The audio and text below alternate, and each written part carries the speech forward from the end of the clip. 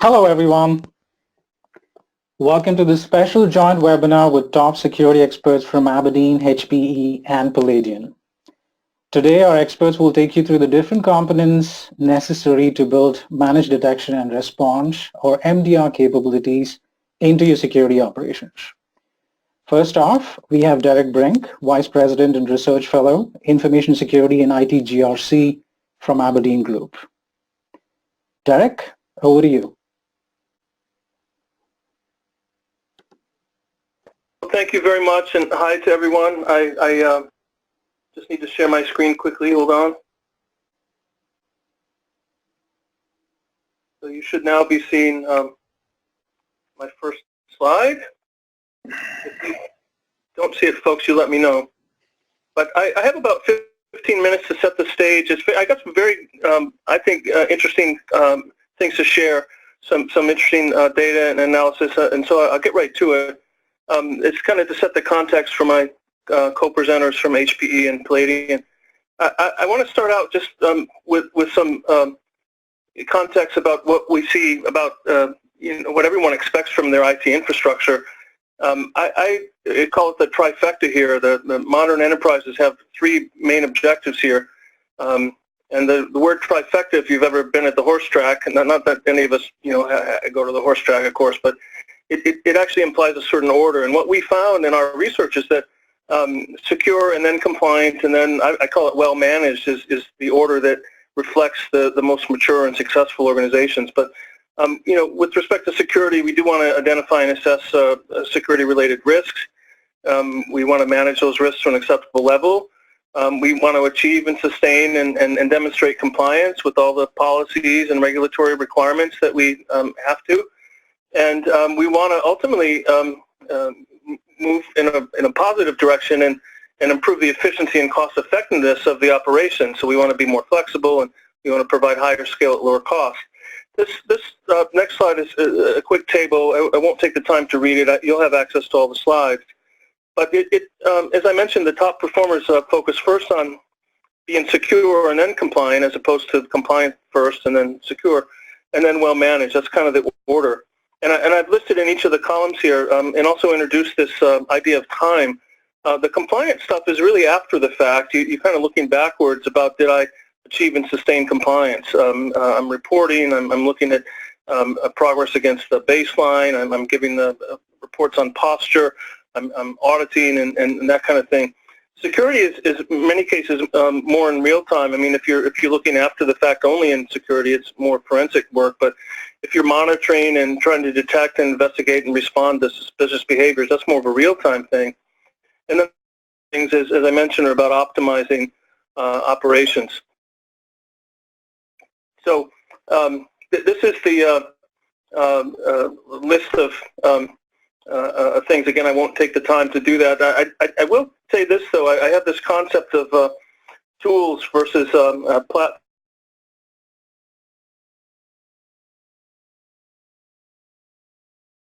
I may go back certain points because it blocks a little bit of my own view. There is a difference between tools and platforms that I want to highlight here. It's very common for companies to get started on their initiatives with an investment in tools. And these tools are typically used to do the backwards-looking stuff, the forensic investigations of things that look anomalous or suspicious, and after-the-fact auditing and reporting.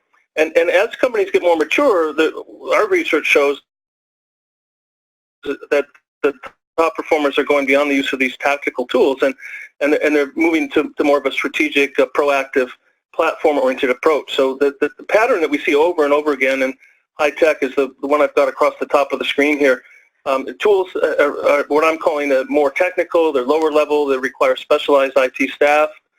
That kind of moves into point solutions, which are still self-integrated by the enterprise buyers, moving to product suites where the vendor provides the integration, ultimately to a platform where the idea is that both the vendor and their ecosystem of partners provide the integration. So there's a big difference between the tools on the left-hand side and platforms on the rightmost side. And it's common for people to get started with tools. So a platform approach, just to talk about that some more, because that's what we're talking about today, It helps enterprises get better integration, so data from that's relevant to security and compliance and operations from a diverse range of sources, and from that integration of data to have more visibility into the complex infrastructure and the rapidly changing threat landscape. And then to go along with that, analytics to help make sense about the information that's relevant. There's so much information, but we have to prioritize and act on information that's actually relevant, and that helps to drive even greater value from the infrastructure, and that helps us, of course, to achieve our strategic objectives. So one of the some characteristics of a platform approach. This is where the SIEM, Security Information and Event Management solutions are commonly used. They're designed to take advantage of this incredible volume of data that's already being generated by the infrastructure. We're talking about logs and information and events and flow and session data, all that stuff, and a wide range of other potential sources. Not only that internally generated data from the infrastructure, but also data from external sources. We're talking here about threat intelligence, and ideally that kind of external source can collect and correlate and evaluate and disseminate insights into active attack campaigns. Not just more data. We have plenty of data, probably too much data, many would say, but we're trying to get relevant data about an active attack campaign. That's probably the most useful kind of data to have. So to give some insight, I thought this would be good. Aberdeen happens to have a very extensive database of visibility into installations of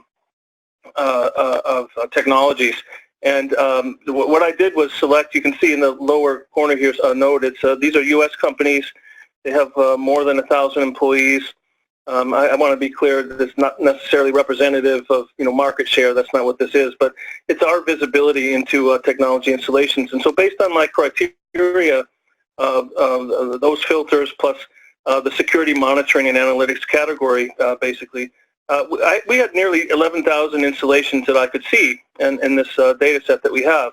And 2/3 of all those installations, this is what this chart is attempting to show here, were a single product at a single site. So I've tried to construct a little 2x2 really, where the x-axis here really shows the footprint, how big is the presence of these different solutions, and the y-axis is the degree of integration. So tools would be on the bottom half of the graph, just pretty much standalone, not really integrated with other things. Platform integrated with lots of other things.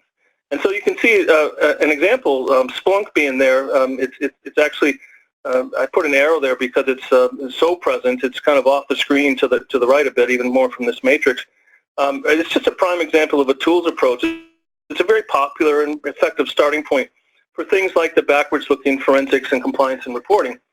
But if we talk about the other installations, 1/3 of all the installations that we see involve sites that have multiple products integrated with multiple other sources of data to give that visibility and analytics that we were talking about before.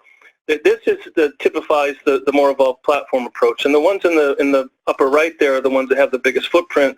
And as you can see here, one of the co-presenters today is from one of those firms. HPE is up in that upper right place.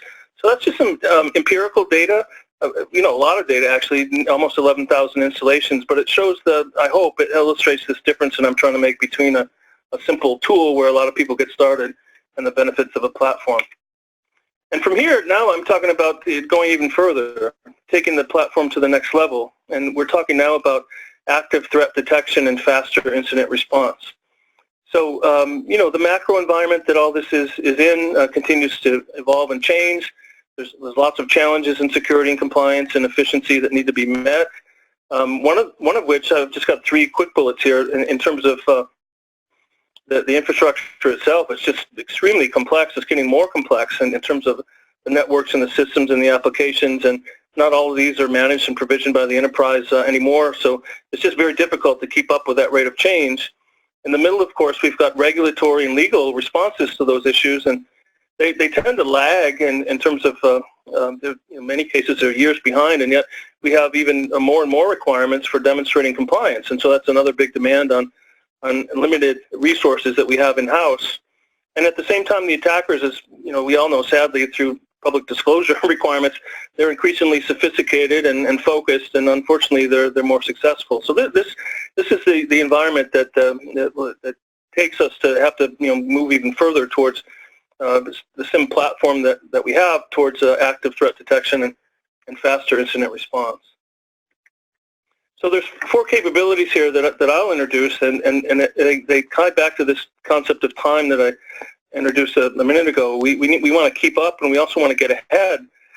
So the enterprise security operations centers need to build on this foundation that they have in their SIEM platform and take it to the next level. So there's some additional capabilities here that all have in some way to do with time as well as detection and response. So advanced threat monitoring here, I'm just giving a simple definition. You'll hear more detail from the other speakers.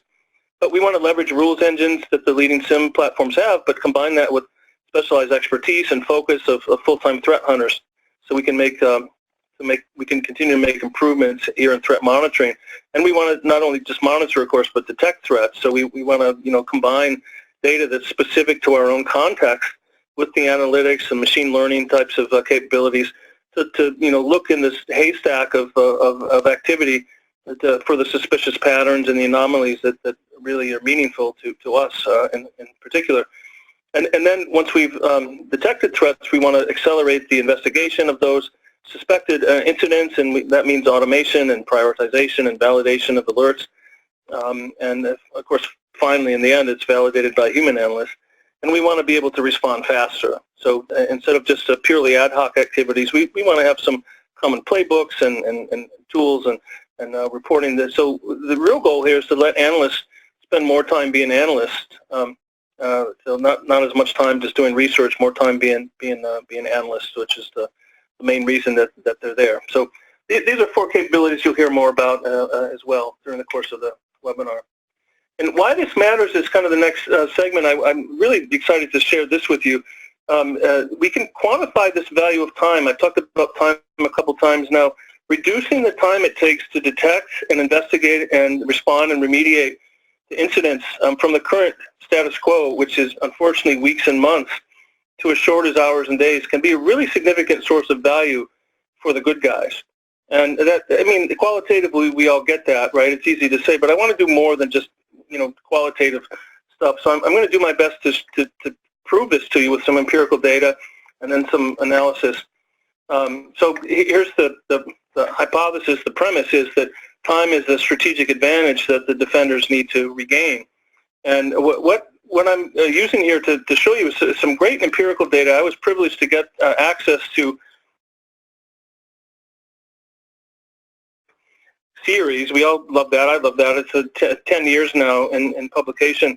But I got access to empirical data about the attacker dwell times, which is a term that refers to the total time in days from the time that the attacker compromises the infrastructure to the time that the defenders actually detect it. So this is a more than 1,300 confirmed data breaches investigated over a 3-year period between 2014 and 2016. And it shows the data that I got was about the empirical measurements from investigation of these dwell times. And I did a little bit of massaging of this data to smooth it and fit the curve. Basically, took a histogram of these 1,300 cases and then added the times together. And so the result is this curve here. And so you can, well, I'll just show you a couple of points. In half, I show the median here. It's about 38 days. That's 5 to 6 weeks. So what that means is in half of the more than 1,300 successful data breaches over this 3-year period, detection by the defenders took 5 to 6 weeks or less, right? That's what the median means. Half the time it's below that. But in the other half of the time, from that median point there to the right, it took as long as 4 years. And that's the thing that's really bad. This is an example of what a lot of people call the long tail. This is asymmetric. This isn't a nice bell-shaped curve here. Most things in security sort of have this shape. And so the median is, over there at 38 days, but you can see that long tail. Unfortunately, when it's bad, it can be very bad. And so this is the advantage that this represents the current state of play, and this is the time advantage that we're trying to get back. And what I did next is take that a step further. What would be the benefit of being faster? So again, the premise is if we can detect faster and respond faster, we can reduce the risk. That is, risk is always defined as a combination of how likely and how much impact. That's what risk is properly defined as. So one way or another, faster detection and response can either, well, mostly it can reduce the business impact, and to some degree it can reduce the likelihood aspect as well. But here's my analysis of being twice as fast. Just so, what if we were twice as fast? What would that mean? And so I made some assumptions. I did a simulation basically over 10,000 iterations. This is called the Monte Carlo analysis. So over 10,000 simulations. The way to read this chart is that the x-axis is the time for detection and response relative to the status quo, relative to where we are today. So if you're all the way to the bottom right, you're just exactly as fast as we are now. And so the y-axis here is the reduction in business impact. If you're exactly as fast as you are now, then there's no reduction in business impact. You get a 0% reduction. So that's those 2 points on the right. Over in the upper left-hand, this would be sort of the ideal, nirvana situation. If we could be instantaneously detect and respond to incidents, then we'd have 100% reduction in business impact, right? If the second that something goes wrong, we could, detect it and shut it down. We have 100% reduction in the business impact compared to the status quo. So the curves are what happens in between. And so I'm showing you two curves here, really. The curve on the top, the green curve, reflects the fact that for attacks on availability, in other words, a confirmed disruption or slowdown of normal operations, you can see the curve kind of bends up to the right like that. And the 50% mark, if we're twice as fast, that's that red line. It works out to be about a 70% reduction in business impact. And for attacks on confidentiality of data, which is, in other words, a data breach, the curve bends down to the bottom, and as you can see there on the blue side. So twice as fast works out to be about a 30% reduction in business impact. Why is that? It's because, for a data breach, most of the damage is done early on in the compromise. For attacks on availability, the damage gets worse over time the longer that the compromise goes on. Those are the basic assumptions for the model. So this helps to tell the story of empirical data about the status quo, and I've tried to show by analysis here what are the benefits, and they're pretty substantial as you can see. I hope that's useful and interesting, because a lot of times in security we all talk about it, we sort of get it intuitively, but we do struggle to make a business case. Ultimately, we got to bridge that gap from the technical conversation, and we need to talk to the business leaders who control the budgets and own the risk, ultimately have to make the decision, and this kind of analysis is helpful to communicating to them in a way that they can appreciate and understand. So last point here that I have to share some data about is how do we take our SIEM to the next level. And this is a classic build or buy decision. So a lot of organizations, even larger ones, not just smaller ones, but they lack the resources, both in terms of bandwidth of existing people and also the specialized technical expertise. And they also lack the tactical focus to perform well at these things. The primary reason that most organizations are in business is to run and grow their business. It's not security and compliance and privacy and risk. And so it makes sense that they would focus on those things primarily. And even if they're capable of doing it themselves in a traditional do-it-yourself way, is it really better off doing it? Or would it be better to leverage the expertise and the scale, the scope of the specialized third-party security service provider? So that's the question.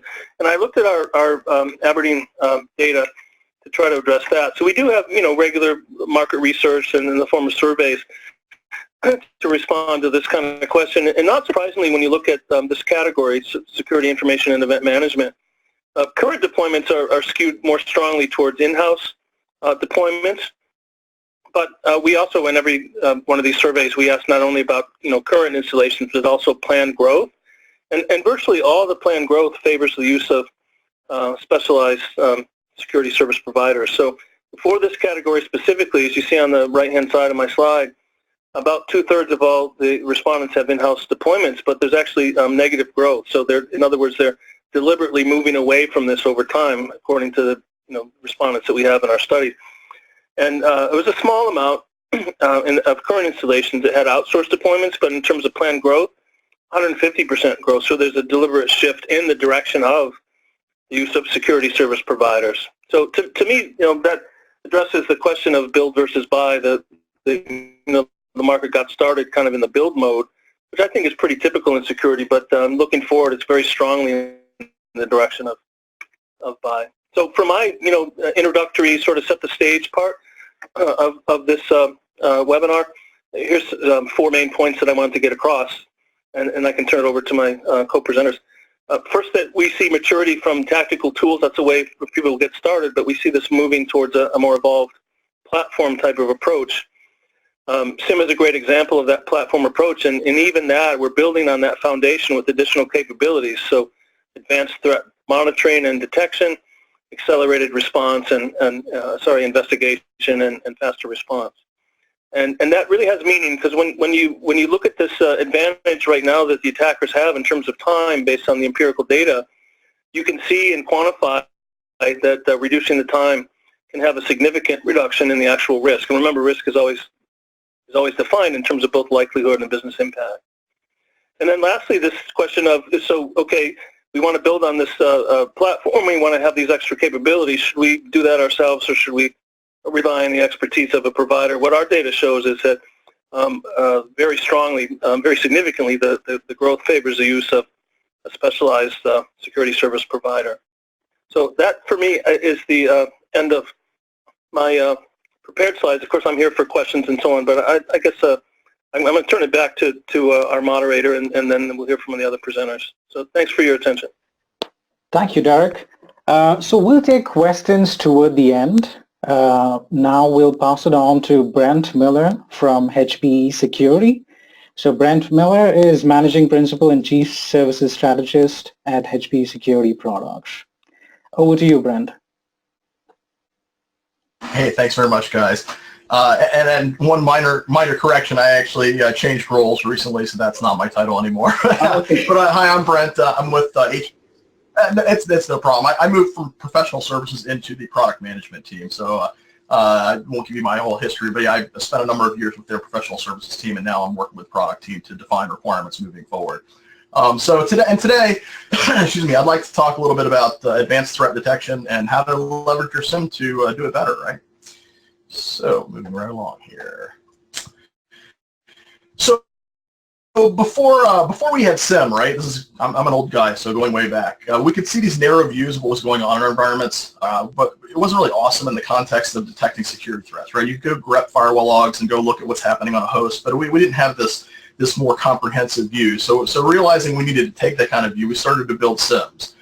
Bring all your data into one central location, normalize it, enrich it, apply some intelligence, cross-device correlation, and we gained an entirely new perspective on what was going on in the enterprise. It was much, much better.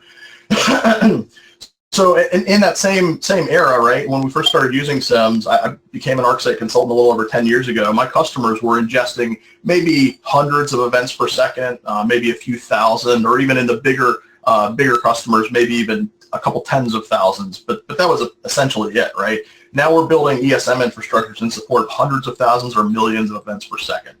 So in addition to the volume and the velocity of events, real-time correlation is a critical function. But there's also all these other applications now that want to use the same data, right? We have visualizations, we have reporting, we have advanced analytics. So this evolved set of requirements demands a sophisticated data platform like ADP, ArcSight Data Platform. It connects many data producers and many data consumers together into this data security fabric, and also supports transforming and enriching data in real time, as well as scaling to the enterprise volume and velocity that I talked about. So we still need the real-time correlation to detect these known threats, but we also want to plug that into this data platform, right? The security data fabric, in order to incorporate alerts from other systems, to incorporate results from analytics, additional contextual intelligence, all kinds of different pieces. We want to bring all that stuff together. And then we want to add an investigation and hunt component to that platform. All right, Derek talked about the difference between tools and the progression towards platforms. And that's ArcSight really is a platform because we've got a number of different components. Each one might be classified as a tool by itself, but using them together allows us to achieve economies of scale and leverage all this data for multiple purposes and other things like that. So this investigation and hunt component that we're adding ArcSight Investigate will better equip you to discover the unknown threats, in juxtaposition to the known threats. So rapid search and visualizations are very key to this capability, as well as the ability to plug in arbitrary machine learning algorithms and other kinds of analytics. And then we want to connect all these dots. So we want to put all these things that we're talking about together and maximize what we know about what's happening in an environment. We want to turn those unknown threats into known threats, and we want to discover and be able to mitigate known threats more quickly, as Derek pointed out with his graphic, how critical it is to reduce that time to detection.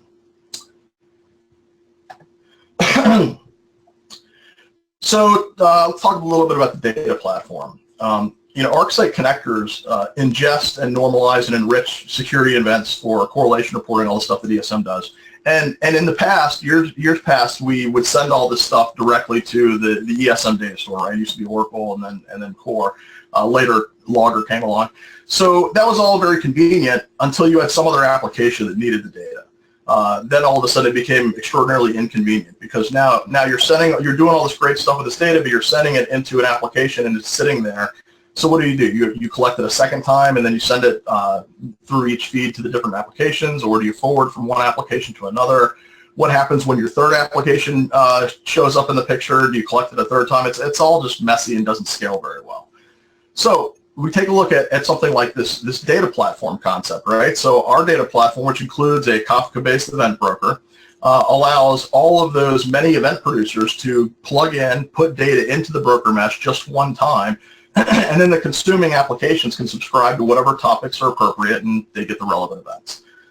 So in addition to being able to support this end-to-end ecosystem or environment of producers and consumers, it also needs to scale. The data platform, and it needs to scale beyond today's data volumes and velocities, because those metrics aren't the kind of things that decrease, right? We have mobile devices and Internet of Things and smart cities and self-driving cars. We keep making stuff that generates more data. So we want to collect all that data. We want to do things with that data. So now we have this ever-increasing tsunami of bits that keeps getting bigger and bigger, and in a variety of things that want to take a drink out of it. And we need something that scales with that requirement, with that need to be able to put all that together and make the data available to the applications. I mentioned back in the day, my customers may have had a few thousand events per second coming in. Just in the last couple of years, I've architected ESM infrastructures that now handle hundreds of thousands of events per second. So that these data volumes are increasing very rapidly. And now as part of the product management team, we're looking forward down the road. What do we need to support? What's going to happen in the security space in the next several years, 5 years even, and we want to ensure we're going to be able to handle 5, 10, 20 million events per second, because that's obviously where it's headed, right? These numbers aren't getting smaller. The platform also needs the capability to transform data. So transforming data in the stream, one of the cornerstones of ArcSight's SIEM platform has always been our smart connector technology, right? The ability to normalize data from many disparate sources is absolutely critical for correlation. So as we start talking more and more about analytics and other types of applications that are going to consume this data, it makes normalization even more important.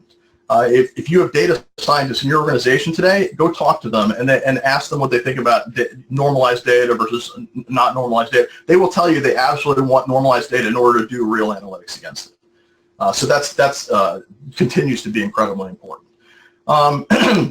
And finally, we have the data platform needs the capability to enrich event data as the events are being consumed, and then make that enrichment goes along with the event and is available to other applications. So ADP event enrichment provides indications of things like critical infrastructure is being targeted, the type of device that's generating the event. Was it a firewall? Was it a Windows machine or an IDS or whatever? What kind of activity was it? Is it malicious activity? Does it look like malware? Is it authentication? Was it successful or not? These are all really valuable pieces of information around an event that all get added while we're collecting the data in the platform. So there's no correlation or other analysis going on just yet. I mean, that will happen as those applications ingest that data from the mesh. But all that enrichment is already happening, and this is really important as a constant context across your application. So now you may have other applications that aren't even capable of adding that context, but they would be able to leverage it from a search perspective or reporting or what have you. So now we're putting all that enrichment into the data itself and making that available. All right, so now we have all this normalized and enriched data. So let's talk about detection of known threats. I cannot talk enough about use case development. This is absolutely key you know, as an industry, we talk about use cases all the time, but it's not something in general that I see is done well. Building use cases it's an art and it's a science, and it's really an underutilized tool or kit. We tend to have knee-jerk reactions and create content that detects arbitrary things, but there's not really a strategy behind it, right? So I'm going to say we need to take a structured approach to content detection, content building. And what does that mean? Well, it means let's identify the critical pieces that we want to protect, right? ArcSight's asset, network, and actor models are really valuable, but anybody who's used ArcSight will tell you that they can seem a little overwhelming, right? There's a ton of stuff in my enterprise, and I have to document it all, and so the secret is don't boil the ocean.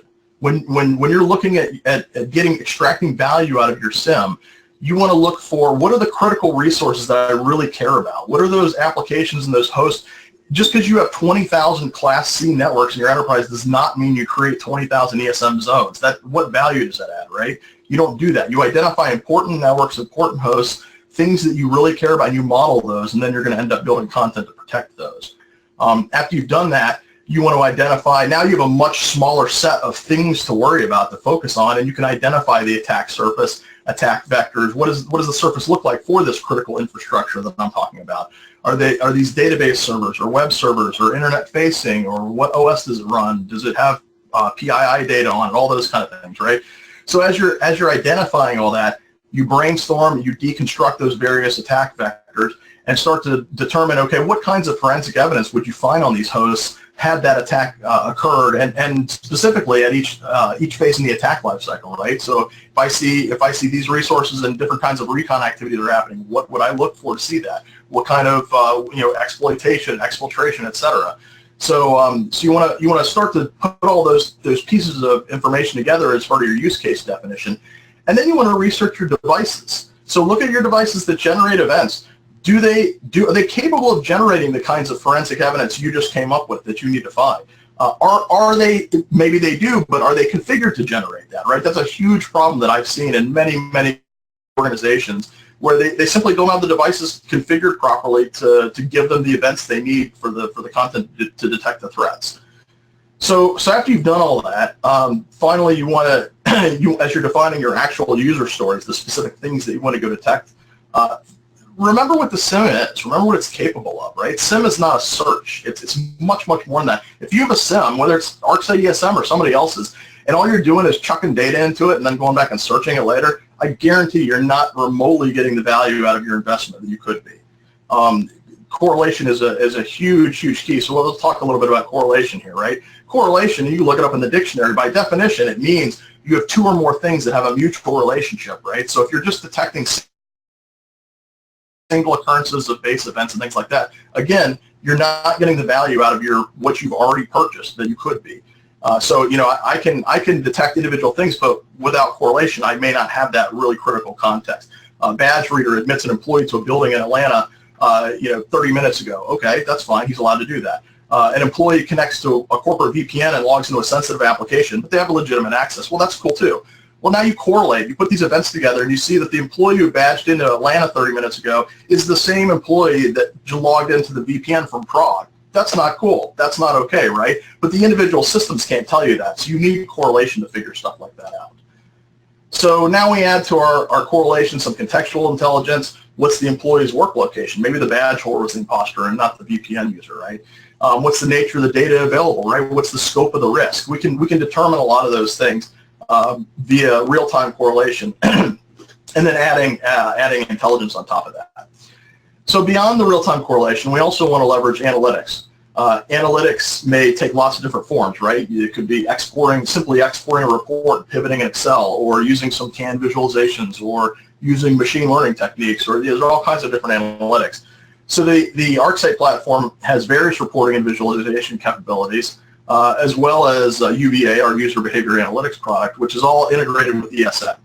So in addition to all of those existing analytics features that are integrated, we also have open APIs that allow custom detection and analysis tools to be used. So this is all important to bring in this additional context that we're talking about, bring in these different applications, different capabilities, and start to put them together to better detect these threats. So unknown threats. Unknown threats are trickier than known threats, largely because they're unknown. Platform flexibility is absolutely essential here to uncover these threats, because you never know what tool you're going to need, right? If you know what the threat is, you know what tool you're going to need to uncover that. But if you don't know what you're going to need tomorrow, then you need an open platform that's very flexible. It provides this best-of-breed tooling, kind of capability. I may want to combine my ArcSight ESM SIEM with some other vendors' malware domain analysis product with an open source search application and some homegrown machine learning tools, right? Because each of those, for my purposes, each of those is the best in breed at what they do. Somebody else may have a different opinion about what they want, right? And that's the idea behind having this open platform in order to help uncover these unknown threats. So we also need to enable the analyst to perform investigation into SIEM alerts. And an investigation and hunt component like ArcSight Investigate allows them to easily pivot from real-time SIEM alerts to see what other events might be relevant, what other notable activities has the actor or host been involved in, and also to apply additional context. Excuse me. Finally, we want to enable hunt teams with out-of-the-box use cases, a pluggable framework that allows us to add or customize machine learning algorithms just like the analyst adds visualizations, right? It should be a very simple process to plug something in and get additional value out of it. So let's connect all the dots now. It's been said the first time you do something, it's science. The second time, it's engineering. And the third time, you're behaving as a technician, right? That's a description of an optimization process. So how do we bring all these pieces that I've talked about together to take your SIEM to the next level? Well, the first thing we want to do is enable the scientist. We want to provide the scientists with access to the data that they need, normalized data, via the ADP data platform with the Kafka-based event broker, alerts from the ESM correlation engine, which feeds structured hunt hypotheses, and ArcSight Investigate allows hunters to plug in their own custom algorithms. Then we want to enable the engineers who are actually building the content, building the SIEM solutions. Hunt findings, as I said, feed new SIEM content. Prior to the hunt, it was an unknown threat. Now it's a known threat, and we want to treat it that way. So back to the process I described a moment ago, what kind of forensic evidence should I be looking for, right? What are the attack vectors? What are the things I need to hunt for? And I start down that path based on the results from the hunt activities. Finally, we want to enable the analyst. I mentioned previously that far too few enterprises that I've seen employ really excellent use case practices. So the secret to getting the most out of your SIEM analyst is optimizing your workflow and your content. So we strongly recommend developing a SIEM content software development lifecycle where you're continually iterating through your content and adding value to it based on findings from hunt, based on alerts and results of investigations, and just constantly iterate through that and refine your content to reduce alert fatigue and to increase the fidelity of the alerts you're getting. And that's it. So thank you very much for your time. I hope you guys got some good ideas about how you can take your SIEM to the next level here. And next up, we have Vinod from Paladion.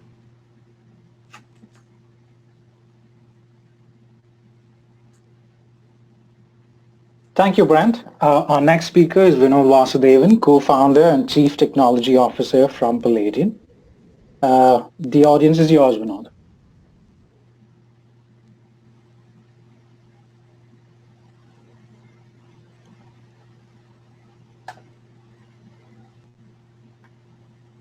Thanks, Srikanth.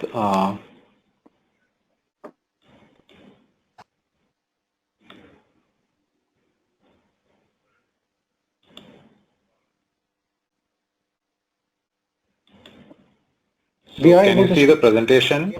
Yeah, we are able to see your screen. Oh, you can see the full screen, right? Yes, yes. Okay.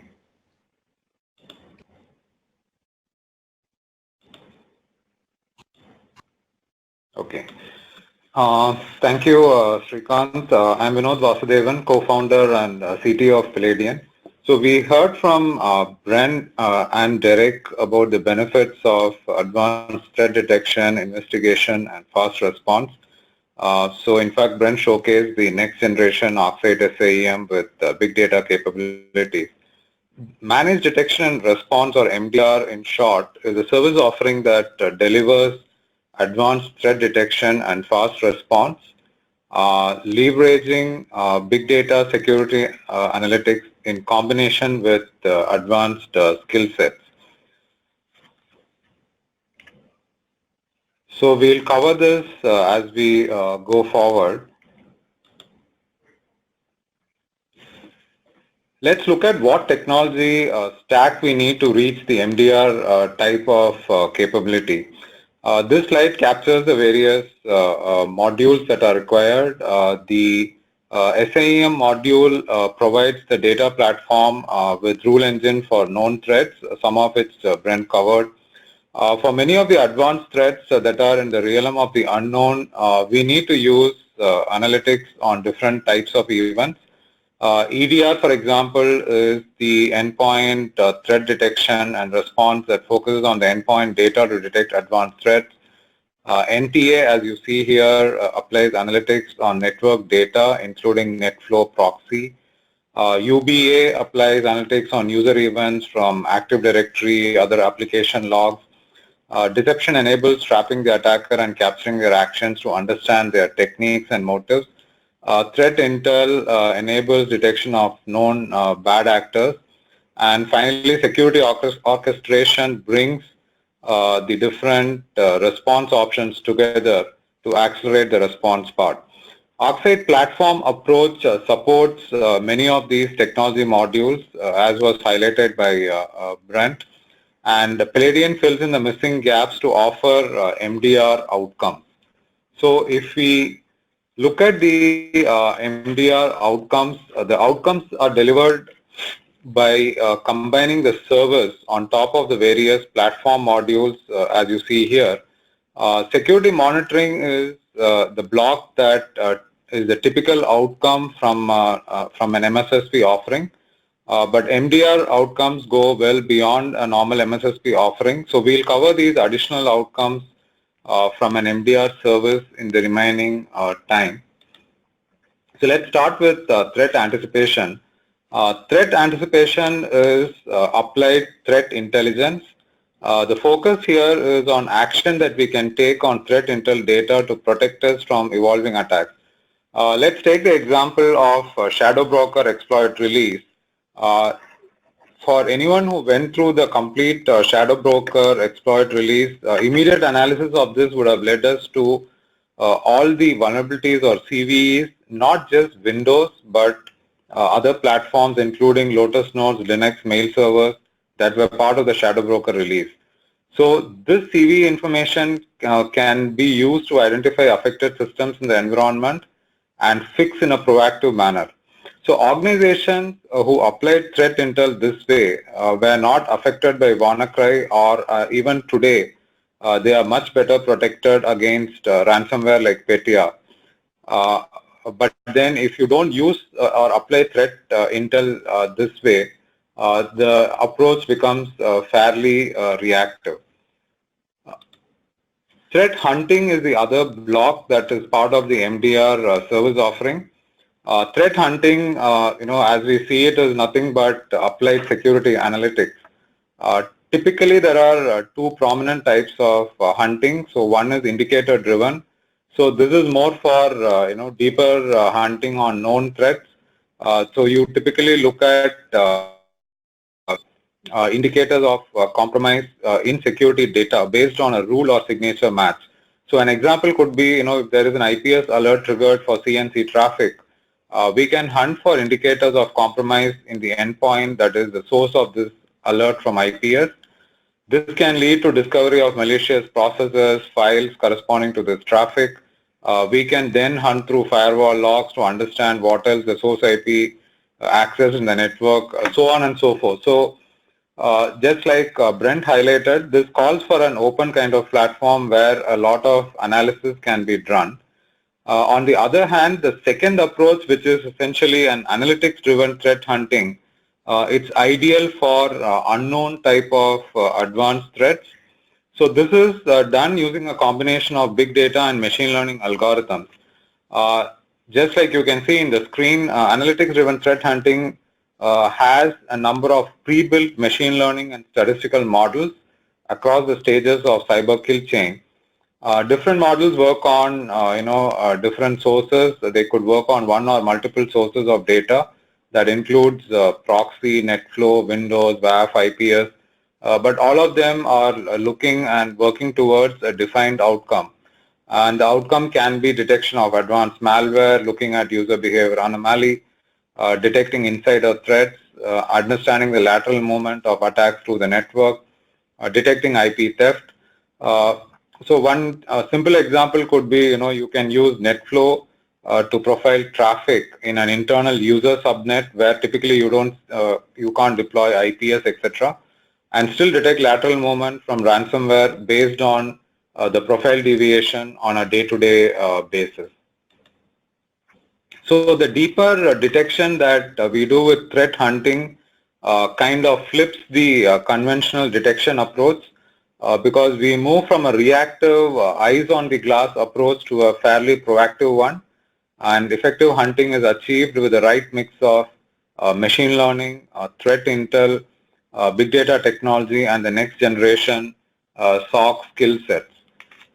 When we talk about the next generation SOC skill set, the slide here shows the classic team structure for as a combination of conventional and next generation.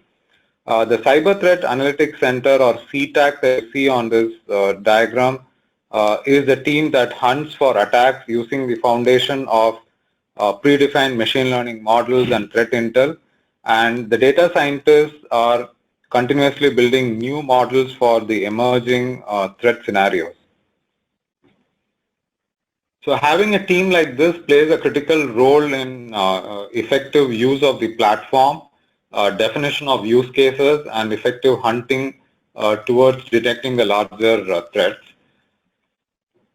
Security response is a complementary aspect to advanced threat detection because unless we can respond really fast, the benefits of detection is lost.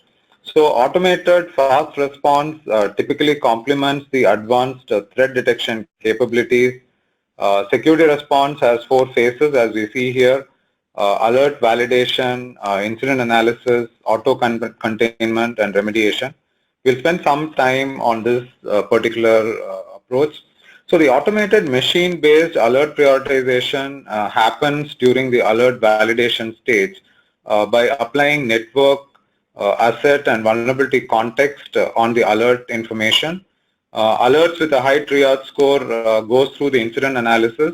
And here again, there is a lot of automation that can come into picture. So as a first step, a one-touch automated incident analysis can capture the impact of the attack on an asset, details of the attacker, and attack campaign. In fact, an interesting concept called blast radius of the attack can be detected as well. So blast radius essentially refers to the extent of the spread of the attack, which through good algorithms can be automatically computed. And this reduces a lot of time that we otherwise spend in terms of trying to identify all the machines that are affected in a network through, let's say, a ransomware. Post the one-touch analysis, if required, advanced incident analysis can be carried out. And once it is determined that there is an ongoing attack that has to be contained, there can be a level of auto-containment by pushing ACLs to firewalls or reconfiguring endpoints on an automated basis. And workflows and playbooks can then be used to execute the remediation steps to resolve these threats. The next slide shows the metrics by using this kind of a faster response approach. The results of using this kind of automated machine-driven approach for response augmented with specialist skills is effectively a reflection in this slide. So these are some of the results from customers where this is implemented. You can typically see that the hours and days of response time can be reduced to minutes and hours by using this combination of automated response, ranging from the alert validation stage, going right up to the coordinated response through workflows and playbooks. So the typical question on everyone's mind is about, whether we need to build such capabilities or buy from market. Derek highlighted that the skew is towards more about looking at buy from market because it's not easy to get this kind of skill set. So we offer managed detection and response as a service. We built it on ArcSight platform based on our 10 years of partnership with ArcSight, and Paladion intellectual property, machine learning models, and technologies are blended with ArcSight platform to deliver this service offering. This slide is a quick snapshot of our credentials in the MDR service space. Gartner recognized Paladion in the recent market guide for MDR services released in May. Forrester recognized our capabilities in security analytics and automation in their vendor landscape report released in April 2017.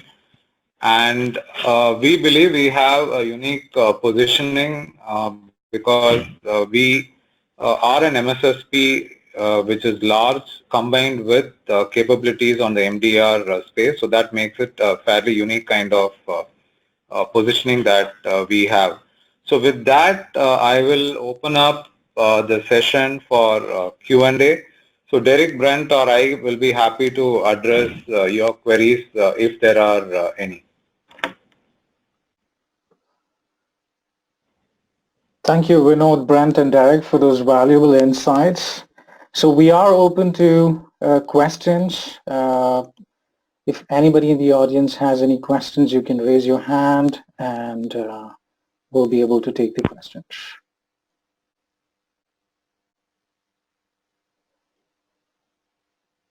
Okay, so our speakers are more than happy to take your questions on mail. So you're free to send in your questions to marketing@palladion.net. We'll make sure that the speakers get the questions and we will share the response with you. And we had promised an ebook on the same topic, taking your SIEM to the next level with managed detection and response.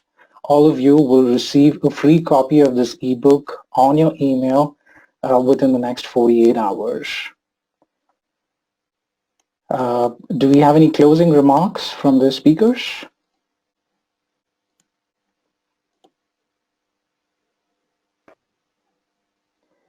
Okay, so thank you all for attending this webinar. We hope you found this session insightful. Please follow us on Facebook, LinkedIn, or Twitter for more upcoming webinars. Enjoy the rest of your day.